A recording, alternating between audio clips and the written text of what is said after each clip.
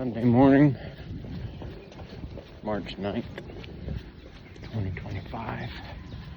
This is my first video. I have no idea what I'm even making it about.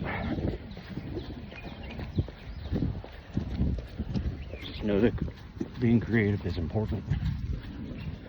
I've considered making videos about growing my beard, about my philosophies around music. More recently, I became a runner, and obviously I thought about that too.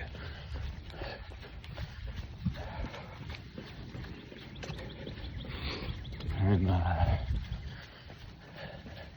totally unprepared to shoot a video this morning.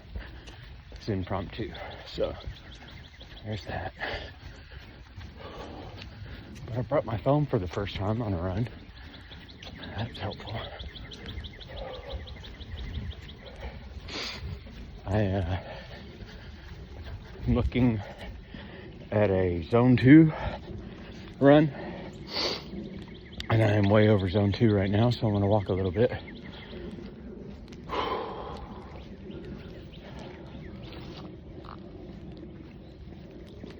Oh man, I mentioned creativity is important,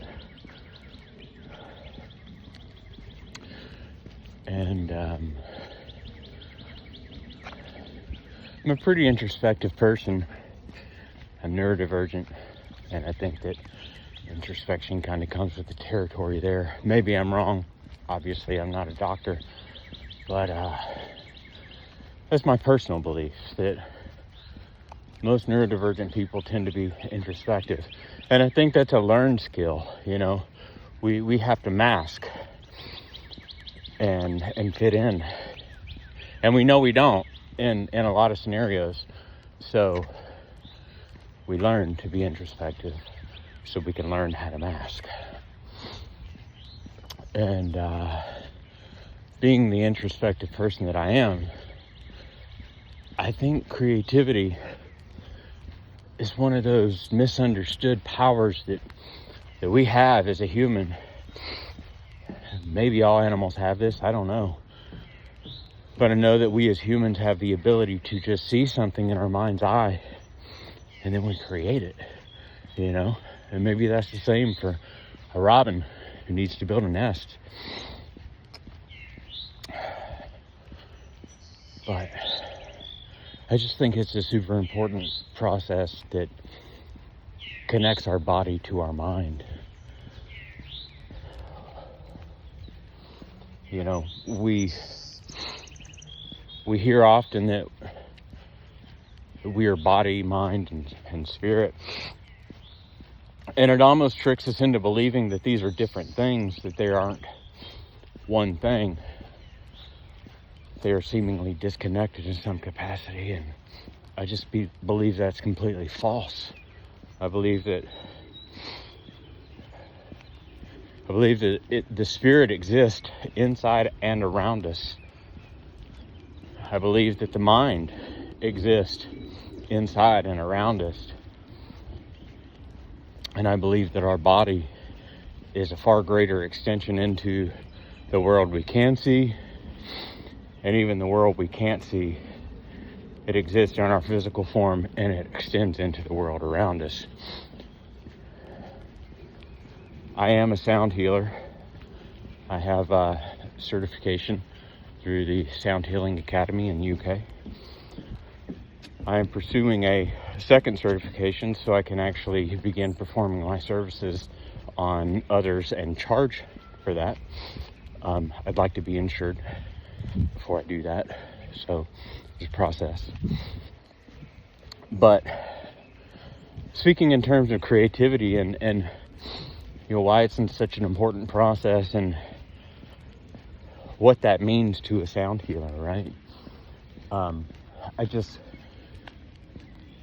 think that you have to believe. I think you have to have intentions, and I think that you have to have an understanding of something beyond yourself, even if that understanding isn't concrete, doesn't have hard lines around it, But you can believe in the concept that your intentions will enable and both empower things to happen in the world around you, because our mind, because our spirit, and because our body transcend this physical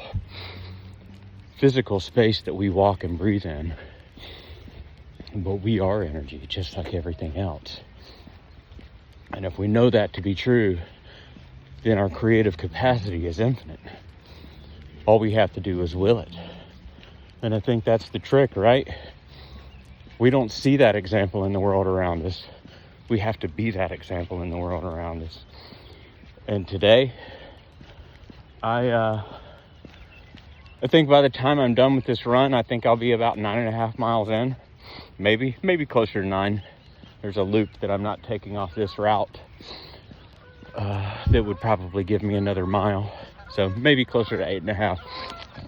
But by the time I'm done, I will have put in roughly 8.5, 9 miles. No, I haven't ran much in 4 weeks. I hurt my ankle 4 weeks ago on this same route. And I was pushing myself because there's a 50-mile race that I'd like to run in December. So I was pushing myself, trying to get these miles and these hours and this endurance. And I hurt myself because I wasn't tapped into the creative process. I was tapped into a goal that's months into the future. Now, that's not a bad thing that I can see it, but I was focused on it. I was living in that moment so much that I wasn't tapped into the world around me.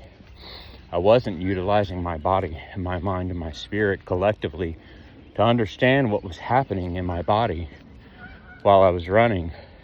And by the time I was done, there was a dull pain in my ankle.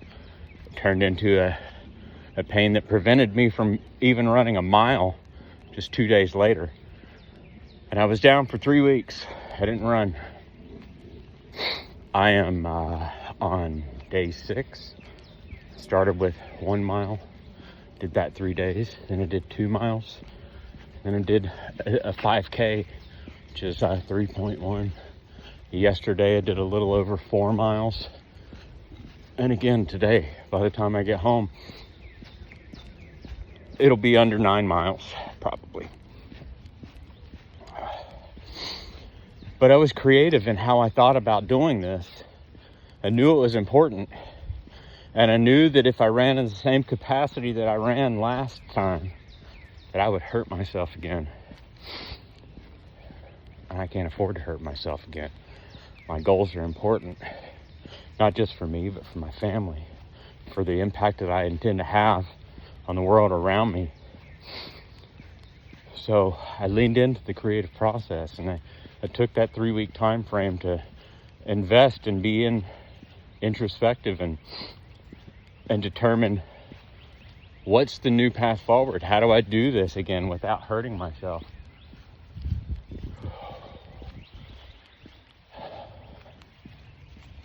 It's not new information. I just ended up relearning information that I learned when I first started running back in November of last year. Again, it's zone 2.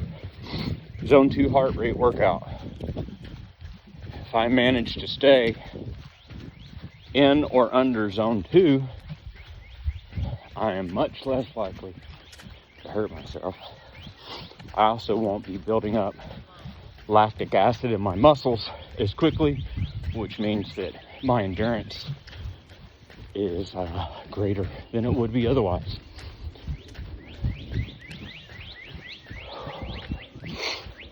So again, my first video, no real intentions about what I wanted to talk about. I guess it's just me philosophizing, introducing myself to the world. I know there are great things ahead, not just for me, but for everyone. And I only see us getting there together. The world is so divided right now. Probably always has been, But being the introspective guy that I am, I'm more aware of it than I ever have been.